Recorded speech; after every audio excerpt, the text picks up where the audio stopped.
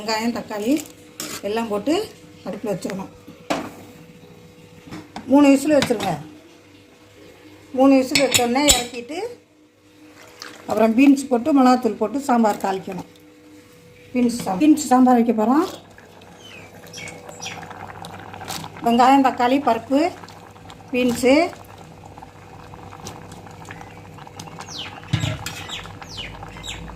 மஞ்சத்தூள் மிளகாத்தூள் மல்லித்தூள் உங்களுக்கு தேவையான அளவு போட்டுக்கோங்க. வீட்டில் அரைச்ச தூள் கொஞ்சமாக புளி கரைச்சி ஊற்றிக்கோங்க.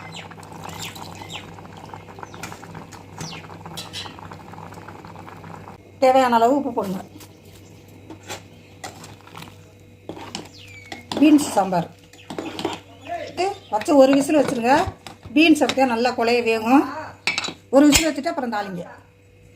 பீன்ஸ் சாம்பார் பருப்பு வெங்காயம் தக்காளி காய் புளி மிளகாத்தூள் உப்பு எல்லாம் போட்டு வேக வச்சாச்சு. இந்தா தாளிக்க போகிறோம். கடுகு போட்டாச்சு. உளுந்து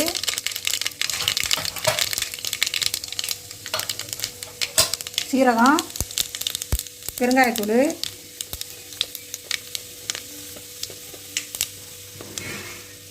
பூண்டு வெங்காயம் கருவேப்பிலை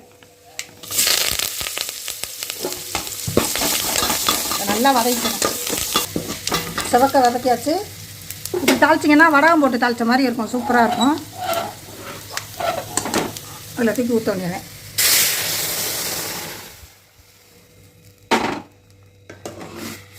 பீன்ஸ் சாம்பார் ரெடி.